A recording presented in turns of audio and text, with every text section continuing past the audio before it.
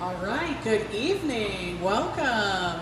My name is Rachel Reesbeck. I'm the Education Director here at the Virginia Living Museum. Thank you guys so much for coming out tonight for our last Naturally Speaking series. We're really excited. We have been talking with Hampton Roads Sanitation District, or HRSD, for quite a while. We connected with our speaker Brantley a couple years ago to start thinking about how we could partner together. And so I'm very excited for you guys to hear all about one of their programs called SWIFT. And then at the end of the presentation, we'll talk a little bit about how we're going to continue our partnership with HRSD into the future. So I'm going to go ahead and turn it over to our speaker, and you guys enjoy tonight. Thank you, Rachel. Okay, I hear myself. Well, good evening, everyone. Thank you for coming out and braving the maybe impending storm. My name is Brantley Bissette, and I'm the Community Education and Outreach Specialist for HRSD. And this evening I'll be talking about SWIFT, our Sustainable Water Initiative for Tomorrow, which is a project of HRSD. So first, we'll do a little bit of background on HRSD, since this is kind of the body that is doing this program. So HRSD, you may be familiar with us if you pay our wastewater bill. So HRSD is the Hampton Roads Sanitation District. We are guided at HRSD by a promise and a vision.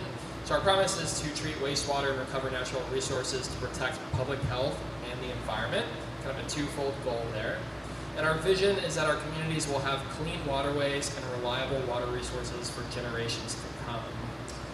So this photo here, I know it's a little tough to see, but this is a photo of Portsmouth, Virginia, before HRSD's inception in 1940. So basically what we're seeing here is a community in Portsmouth and some neighbors here in the foreground, and basically an open drainage ditch, probably with raw sewage or raw wastewater in that ditch. So this is maybe representative of what that infrastructure or lack thereof looked like before HRSD. Which of course caused problems with respect to public health and the environment, namely the Chesapeake Bay watershed. So in 1940, we recognized that concern, and the Virginia Department of Health kind of laid the groundwork for HRSD to become established. So this is a look at our service area. We, again, are the wastewater utility for much of southeastern Virginia. So collectively, we serve 20 localities in the area. Of course, the focal point being metropolitan Hampton Roads, but we also serve some of those communities on the west side of the bay, as well as, very recently, the eastern shore, both Accomack and Northampton County. In total, our service area is about 5,000 square miles, or roughly the size of the state of Connecticut. And we serve in that area 1.9 million Virginians, which technically makes us a political subdivision of the Commonwealth. So a little bit more about us. Again, political subdivision of the Commonwealth. Because we serve just a portion of the state, I like to think of us as being somewhere between a local and a state level government entity. We are governed by a governor-appointed commission that basically just provides oversight. For the most part, they kind of let us run with our operations.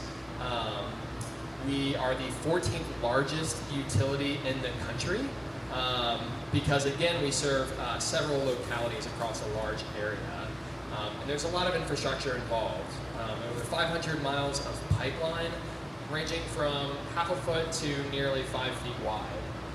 We have over 100 pump stations across our predominantly flat region here, making sure all that sewerage gets to our treatment plants. We have a combined capacity of 225 million gallons of raw sewage every single day. We typically see about half of that figure, but events like hurricanes can bring that number theoretically higher. Typically speaking, in Hampton Roads, our stormwater and wastewater systems are separate, but more so on the locality end, we might have older pipes and systems with cracks, things like that, that can allow that extra water to seep in.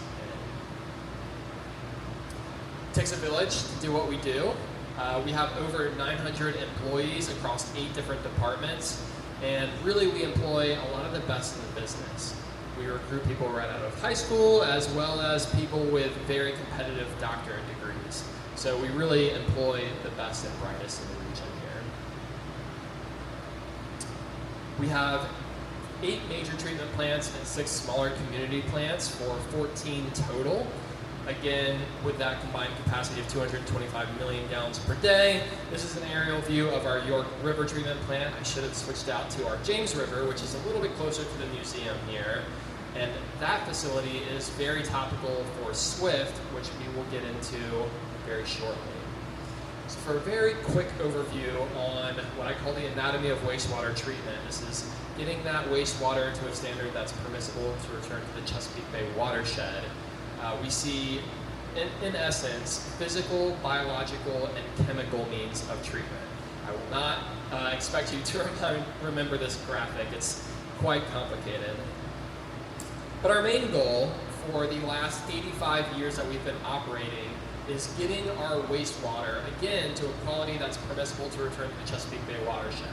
And a little tough to see, but this is an idea of what our raw influent wastewater might look like. We also call it gray water because it typically has that grayish green hue if we think about cliche wastewater.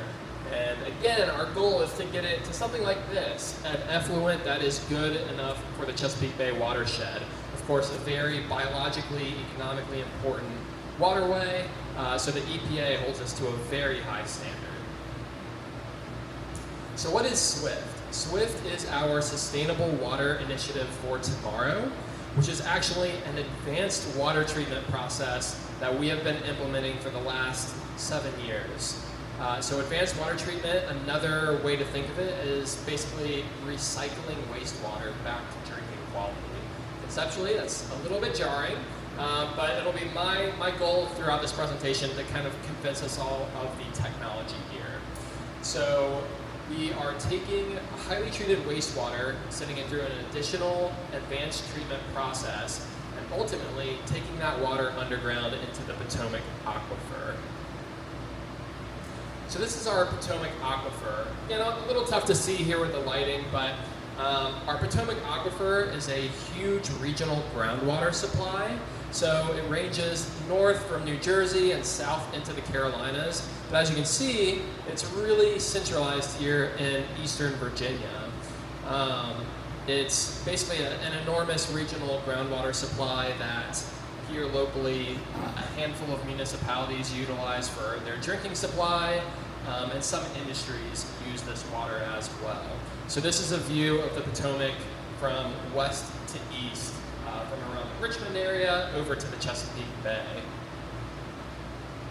And one point I'll have here is that the access point for the Potomac Aquifer, where that water is recharged naturally, is from the fall zone up around Richmond. That's how that water from rain, from the environment, gets underground into this formation.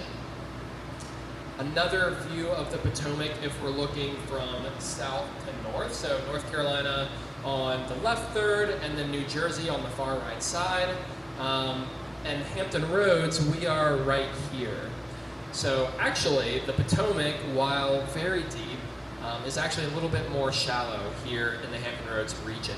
Locally, it ranges from about 500 to 2,000 feet below where we're standing. So again, just a massive formation. And this is our problem. For decades now, across the region, we have been very unsustainably withdrawing that groundwater from the Potomac Aquifer. With that, we are seeing a loss of the volume of our groundwater, and because of that, our land is actually sinking or subsiding. Across Hampton Roads, we are sinking on average at a rate of about 2 millimeters per year, which is subtle, but when combined with the known effects of sea level rise in our region, that is not a good situation for Hampton Roads. So with SWIFT, one of our main goals is by sending additional water underground to supplement what we're losing, in theory, we can slow, stop, or even reverse this trend of land subsidence.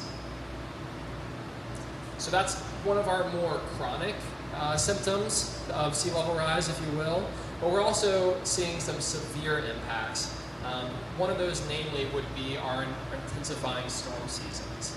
So this now is a little bit dated. This was a forecast for the 2024 hurricane season that was put out by Colorado State University back in, I believe, April or May of last year. So we are overdue for those guesses, those forecasts for this year. But basically, last year, Colorado State came out and effectively waved a red flag and said, we're going to have a hyperactive storm season this year, so everyone on the coast brace for impact. Thankfully, Hampton Roads, we didn't see too much local impact, but we did have some pretty devastating hurricanes further south in the United States. So basically, with this forecast, they were predicting a really high number of major hurricane days and a high number of major hurricanes. One of their biggest indicators that that might be the case was sea surface temperature. So this graphic here, this really thick black line up here at the top, was showing the trend of sea surface temperature in the North Atlantic for the first few months of the year. And as you can see, or at least squint and see, that sea surface temperature was well above average, even beginning in January. So when you have a very warm ocean, that's conducive to really intense storms. So again, that was that kind of concerning trend. So in addition to the kind of slow but steady progression of sea level rise in the region, things like big hurricane events can kind of exacerbate those impacts to the region. So this is our current system. About 80% of the localities in our HRSD service area source their drinking water supply from a surface water source, whether it's the James River or the reservoirs here in Newport News. Lake Gaston is another one. But about 20% of our localities do use Potomac Aquifer groundwater as their drinking supply. And again, some industries use that water as well. So that mixed bag of drinking quality water is used in either a residential or industrial context. And either way ends up in the sewer system and comes to HRSD, where for, again, about 85 years, we have gotten that water to a standard that's permissible to return to the Chesapeake Bay. So now, and increasingly in the future, we are adding this SWIFT process. And ultimately, we are going to see SWIFT at 3 of our 14 treatment plants. But with SWIFT, what we're doing is we're taking some of that wastewater that's already gone through the general treatment process, and we're adding this 8-step advanced treatment process. And instead of discharging that SWIFT water into the bay and its tributary rivers, we're sending it underground into the Potomac Aquifer. And this is what the SWIFT process looks like. So I'll skip ahead and make that a little bit larger for us. So SWIFT is an 8-step, again, advanced treatment process. And one thing I want to stress is that, again, if the idea of recycling wastewater or drinking water that may have originated from a toilet or a dishwasher, if that's still a little bit jarring, the first thing I want to stress is that the idea of advanced water treatment is nothing new. HRSD is not the first utility to kind of practice this crazy idea. If we think about the western United States and some of those really large cities out in the desert, like Las Vegas or Phoenix or Tucson, they rely on this infrastructure and this methodology to support that population out there, whether it is for use in agriculture or industry or for use as a drinking supply. So again, HRSD, we're not the first ones to do this. And in Virginia, we are what we consider a water-rich state. So we don't necessarily need more drinking water. That wasn't our main impetus for this project. Again, we were mainly concerned with reducing nutrient pollution in the Chesapeake Bay and addressing relative sea level rise. So this is what that treatment process looks like. We start on the east side of the research center in northern Suffolk. And basically in this giant tank, we are removing any particulate solids that got to that facility from the general treatment process. Really in that first step, we're mainly just focused on the aesthetics of the water or how clear it is. Because if you think about it, if you have a drinking water supply, you want it to look clean. So that's our first step. After that, we come to ozone. And ozone is 3 oxygen molecules bound together, unlike the O2 that we breathe. What happens when we introduce ozone to the water moving through SWIFT is that that 3rd oxygen molecule will separate from the other 2 and basically break up really complex chemical compounds. So one big one that we are tackling with ozone is pharmaceuticals. So pharmaceuticals, they are really chemically recalcitrant. They are tough to treat, and unfortunately for that reason, a lot of them can get through the wastewater treatment process basically unchecked and escape into our local waterways. So if ever you have excess medication, always preferable to take that back to the pharmacy or to your local police department, because if you flush it, again, it's difficult for us to treat. But with SWIFT, since in theory, decades down the line, we may be drinking this water, we have to address those contaminants. So ozone, it doesn't necessarily remove it from the water, more so it just breaks them down into simpler chemical compounds, and downstream treatment processes can then tackle those chemicals. So after ozone, we get to our biofilter, and in our biofilter, this is where we start to see carbon. This is really important because SWIFT is a carbon-based advanced water treatment process. That is in contrast to the typical methodology that we see out in the West, which is reverse osmosis. This is getting really into the weeds, but basically with reverse osmosis, you're passing water through a series of filters that are catching everything in the water supply except the water itself. So reverse osmosis is removing all of those contaminants, all of those pathogens, but it's also stripping all of the salts and all the benign organics and minerals out of your water supply. With SWIFT, we first considered reverse osmosis for treatment, since that's kind of the standard around the country and around the world. But we realized, because we're sitting this water underground, reverse osmosis would basically clean our water too much. With this being a drinking supply, we do need it to meet all pertinent regulations and be deemed safe to drink. But we also want to replicate the water that's already in the ground. So if you've ever been in a locality that uses groundwater as a drinking supply, you may notice a bit of a minerally or earthy taste. Those are just the benign organics that are in that groundwater supply. So we realized that instead of RO, if we use a carbon-based methodology, that will get us to that happy medium. So we first start to see carbon in our biofilter. Basically, we have layers of carbon, specifically what we call granular activated carbon. That looks to me like black sand. And then we have layers of sand, silts, and larger rocks.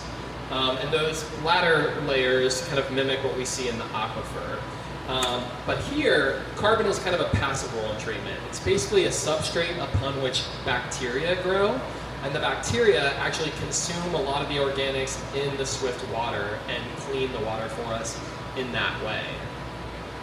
So this is a schematic of our SWIFT Research Center, which is basically demonstrating the technology in northern Suffolk.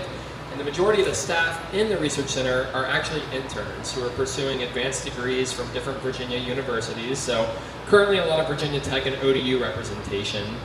And one of my favorite examples of research that we've had happen recently is our research intern Hannah's project, where she was basically tasked with mitigating a contaminant that we wanted to remove from our SWIFT water before sending it underground.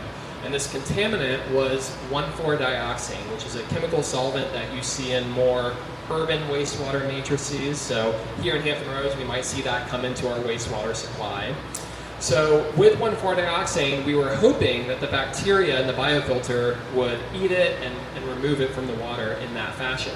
For whatever reason, though, our bacteria weren't responding to it. They weren't metabolically activated, and they were effectively allowing that 1,4-dioxane to pass through. So what Hannah had to do was identify a co-metabolite, or basically a chemical compound that is similar enough to 1,4-dioxane that it would get a reaction from the bugs and have them eat that material. A little bit conceptually complex, but basically what happened was Hannah realized that if we inject a small but constant supply of all things propane gas into the biofilter, then the bacteria will effectively be duped. They will readily go after that propane and consume the propane, And in doing so, they will mistake the very chemically similar 1,4-dioxane for propane as well. So they eat both simultaneously and remove that contaminant from the swift water. And that is a great example of our research because it ensures efficient treatment, removing that contaminant and ensuring our future safety, but it's also incredibly cost effective. For every 1 million gallons of swift water we send underground into the aquifer, it costs us about 14 bucks worth of propane, which for any form of water treatment is astronomically cheap. So that is a great win-win solution that helps ensure that this process is effective and cost efficient.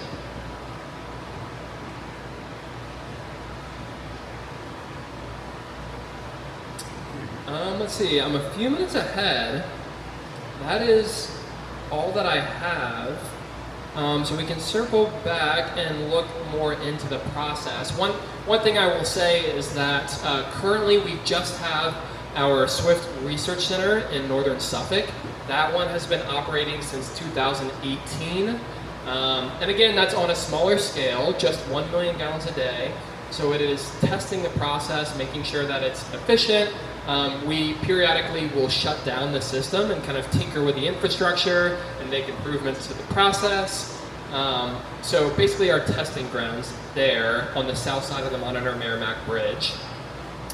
But even at that small 1 million gallon a day rate, since 2018, we have sent over 950 million gallons underground. Pretty exciting. So next year, we will actually have our first full-scale Swift facility operating, and that'll be right here in Newport News at our James River Treatment Plant. That one will be a 16 million gallon a day facility, and ultimately, when we tack on a couple more facilities, by 2040, we will be up to 50 million gallons a day. So again, really, really impactful with respect to nutrient pollution in the bay and relative sea level rise. I didn't talk too much about the nutrient pollution aspect, but that's another important detail. Basically here in Hampton Roads, our stormwater and wastewater systems are separate, which for the most part is a positive. We avoid the environmental liability of a combined sewage overflow, which a lot of our bigger, older cities on the East Coast have to deal with when in that combined system too much water can come through in big precipitation events, and they have to release it into local waterways. If you think about it, if you have 1 part sewage and 99 parts stormwater, guess what? It all counts as combined sewage. So here in Hampton Roads, we are a little bit newer with our infrastructure, but while HRSD treats our wastewater, our stormwater has no treatment whatsoever. It goes into the storm drain and right out into our local waterways. So that remains a big environmental liability.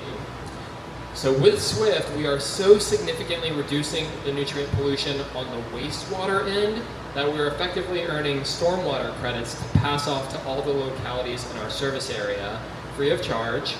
And that is poised to save the region about $5 billion. That would otherwise be local taxpayer money going into those stormwater improvements, basically to one way or another mitigate pollution in the bay as mandated by the EPA. So currently the states of Pennsylvania, Maryland, and Virginia are all under that consent decree. So collectively and enforced on the local scale, we have to see those reductions. So Swift is a really cool way that we can kind of achieve that while also seeing other local benefits to the program. So let's see, still a few minutes ahead here, but plenty of time for any questions. I know it's a lot to think about. Yes. Funding? Yes, that is an important question. So the question was, who funds the SWIFT program? It is largely ratepayer funded. So the 2 million people in service area paying their utility bill, that is the biggest chunk of money for this program. And it is correlated to a slight but steady increase in our utility rates. But again, this is poised to save us money because otherwise you would pay local taxpayer dollars to fix stormwater infrastructure. So largely ratepayer funded. We are supplemented opportunistically with state or federal grant money. but it is largely ratepayer funded. So this represents about half of our operating budget for the next 10 to 15 years. So it is a big chunk of change, but the rewards are definitely numerous with that. Yes, Rachel? Can the public go and visit any of the SWIFT facilities? I'm glad you asked. Yes, our research center is open to the general public. If ever you are interested in a tour, you can visit our website, hrsd.com, and in our internal search bar, you can just search tours. This facility is open to the public. So in addition to what we call our process floor here, where we are demonstrating the SWIFT process, the rest of the building is educational in nature. So we have a lobby space with video boards and with different artifacts. And then upstairs, we have a long hallway with kiosks and windows all along. So it's almost like a brewery tour where you can see each step of the process. Maybe not as exciting, but in my opinion, pretty cool. So you can, again, search for tours on our website, or you can email write us at hrsd.com. But yeah, for all intents and purposes, just the research center is accessible. Our full-scale facility at the James River treatment plant will not be open to the public, but that one is going to be much larger in scale and capacity. And instead of seeing each respective treatment step, everything will just be encased in concrete and look much more industrial. You won't be able to discern one step from the other. But we do have a very nice nature trail at the James River treatment plant. So if you want to walk the trail, do some bird watching, and then kind of keep an eye on the construction happening next door, there's an opportunity for that as well. Yes? Where is the James River treatment facility? Right by Mansfield High School. So, so not far from here. So the James River treatment plant is actually one of two treatment plants here in Newport News. The other being the Boat Harbor treatment plant. And that one is right on the north side of the Monitor Merrimack. That one is actually being decommissioned because it's a World War II era facility, so quite dated. And it is actually, it's really pinched in its property because it's right by Norfolk Southern and right by the bridge. But because it's so old and kind of geographically pinched, it was not selected to be part of the SWIFT program. So actually the very first, or rather the next infrastructure project after the research center relating to SWIFT is a huge pipeline that is sending all the water that traditionally has gone to Boat Harbor is then going to go under the James River in a record-setting pipeline coming over to the Nansemond treatment plant in northern Suffolk. So there, we're effectively doubling the capacity of that facility. And in addition to our research center in northern Suffolk, by 2030, we will have our second full-scale SWIFT facility there as well. And that's really exciting because at that point, the grand majority, 90+% of all the water that goes through regular wastewater treatment will then continue into SWIFT. And that's water that's being further treated and going underground instead of being discharged into the bay. So we do get our water to a really high quality standard, but inevitably there's some nutrients left over, so SWIFT is helping to mitigate that impact. Yep. So currently we're just in northern Suffolk. As of next year, operating here in Newport News, and further down the line, by 2040, we'll be in Norfolk as well. So kind of a good spread across the Hampton Roads metro. Yes? When is this giant pipeline supposed to be finished? So the pipeline under the James River is going to be conveying wastewater next year. So that one's kind of on the same time scale as the James River. The first kind of major part or task with that pipeline was getting under the shipping channel. So in total, that pipeline is about 5 miles between the two plants. But that northerly mile is right in the shipping channel on the north side of the Monitor Merrimack. So we actually drilled, I believe, 100 feet under the riverbed. So collectively about 170 feet deep, a horizontal directional drill, which Garney oversaw that project. So really, really interesting. Garney actually on their YouTube has a 30-minute documentary that is really worth watching about how we got that horizontal directional drill accomplished. Because one really cool thing about it is that they had to build out that pipeline on the James River, because of course on land there's no space to do that. So they fused all that pipeline together on the river and effectively floated it in place near Suffolk. They put some pilings in the water to kind of keep it in place for months at a time. And on the day of the drilling, they kind of transported it up to the northerly end of the river and very slowly, steadily, carefully drilled it underground and under the river. So again, on Garney's YouTube channel, they have a really cool documentary that I recommend watching. So that's kind of the theme is a lot of infrastructure involved with Swift. Every year we have Swift Industry Day, where we bring in all of the private sector contractors to kind of butt heads and talk about all the infrastructure and all the projects that are required with our Swift projects. Another really cool thing about this program is that we have a vision of this being an impetus for making Hampton Roads the Silicon Valley of the water sector. Swift is so kind of novel with respect to all of its benefits and its applications here. And there's so much infrastructure and technology involved that we're hoping to pull in other parties who are involved in the sector one way or another. Whenever we are doing conferences around the country, around the world, if we're wearing the Swift branding, we get a lot of interest and a lot of questions from our peers in the industry. And we actually have sent bottled Swift water as far as Sydney, Australia, to people who are interested. And currently we're sending Swift water to a university in Ontario. So people all around are hearing about us, and there's a lot of enthusiasm and interest. So pretty cool that we have this in our backyard. Anything else? Yes. Of course.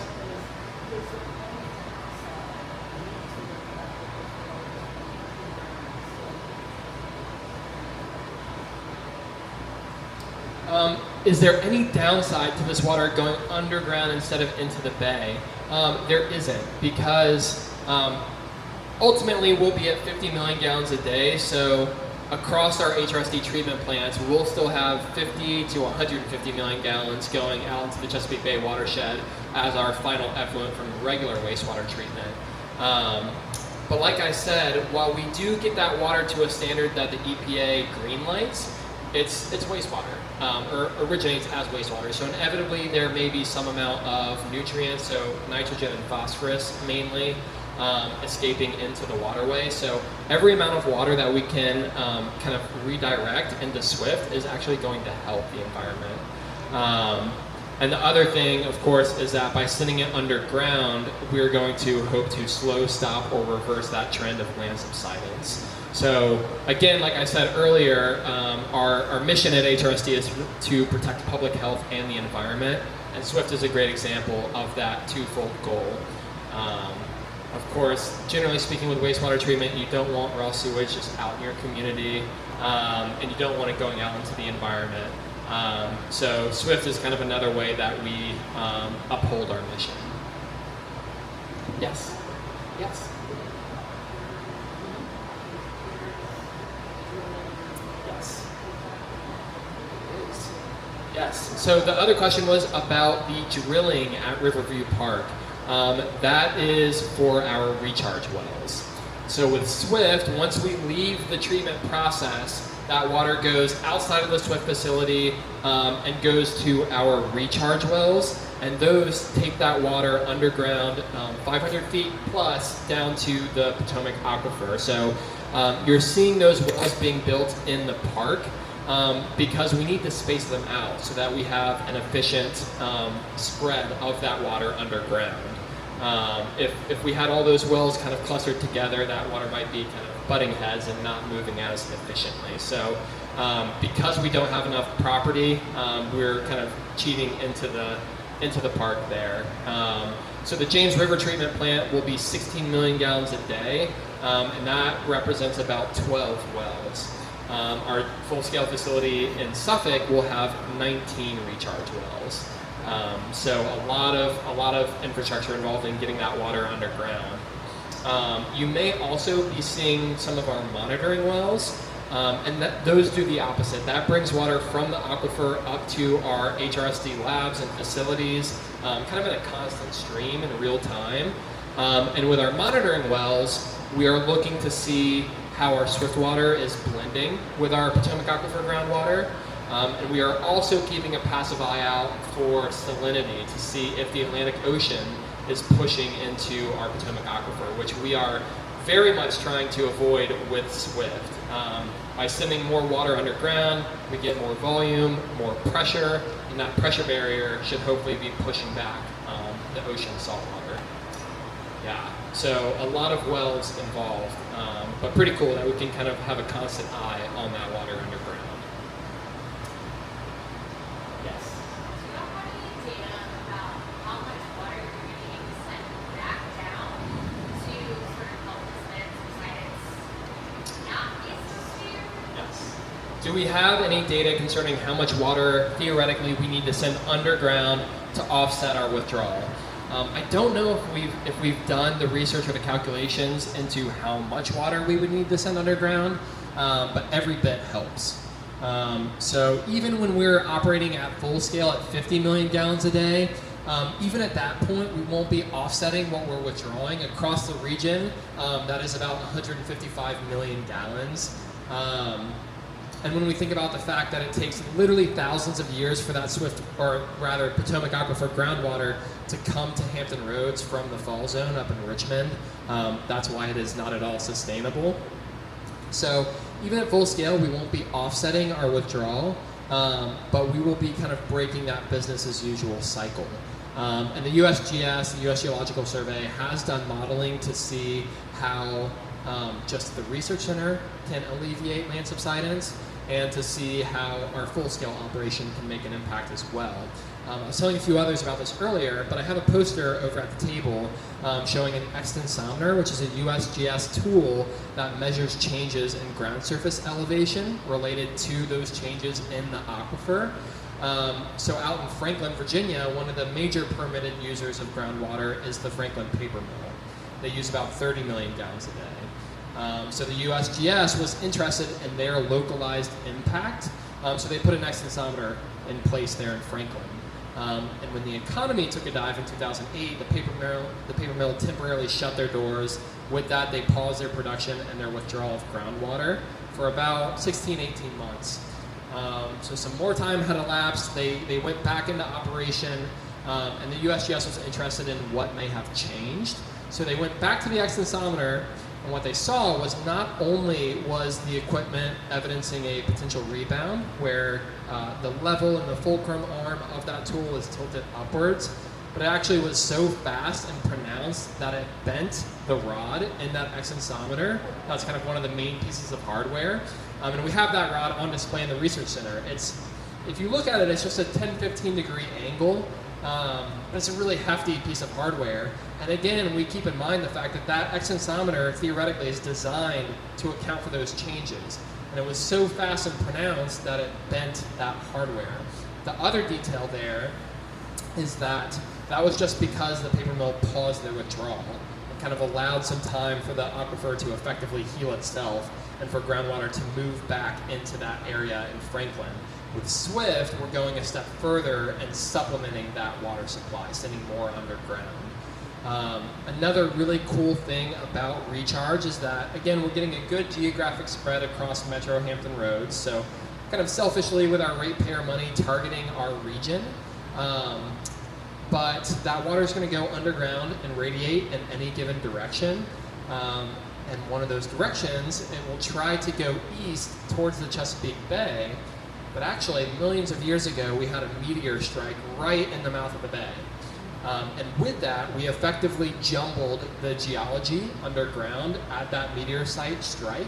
And with that, we basically created, or the meteor strike created, an impenetrable wall where groundwater cannot get in. So we don't have groundwater under the Chesapeake Bay. Or if we do, it predates that meteor strike. So our swift water, when it radiates underground, it may try to go towards the bay, and it's going to hit that wall and bounce right back across the metro, kind of right where our land and where our people are. So a really, really effective and efficient kind of spread of that swift water. Because it's covering 1,500 vertical feet and it's spreading through a very, very large aquifer, the further and further swift water gets from that recharge point, the slower and slower it will spread out, because the thing about it, the further it goes, the more surface area it's covering all at once. So again, it may be a matter of decades before it's reaching those municipal wells and the 20% of our localities who use groundwater. But a really cool thing about the aquifer is that in and of itself, it acts as a biofilter and will continue to clean swift water as it moves underground, even though it's already meeting regulations and standards leaving the building. So we'll get really, really clean, reliable water and really helping our region in a number of ways. So for the most part, this is something that's been kind of happening in the background. We are really trying to spread the good word about Swift. Because it's really, really impactful for our residents here in Newport News, but across southeastern Virginia in general. This is kind of one of our unsung heroes here, in addition to our regular wastewater treatment that we've done as our bread and butter operation for 85 years. We do other really cool things at HRSD, like track the flu and even COVID-19 trends in wastewater through wastewater-based epidemiology. And we do environmental water testing. There's all kinds of things that we do to benefit the region and the state. So you really get a lot of bang for your buck with your utility bill. And we're really kind of an epicenter of the STEM fields in our region. Any last thoughts or questions? Awesome. Well, again, thank you all so much for coming out and for your interest. You all are welcome to take a bottle of Swift water with you, either as a souvenir or to try and drink if you've been convinced. You won't hurt my feelings either way. We've got some pens as well. But again, thank you all for your time.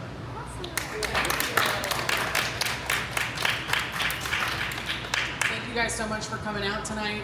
If you are interested, I feel like Brantley really sold it, but I will sell it as well. We were able to go to the Swift facility this past year and took my entire education team and got a really great brewery tour, as they like to call it. It is really fascinating. It's a beautiful spot to go check that out. So I definitely recommend that if you're looking to get a little bit more exposure to that. We're very excited to partner with HRSD. We're actually working with them right now to build a permanent exhibit downstairs in our conservation area. So we'll be able to share this message with all of the guests that come here to the museum. So we're really excited about that.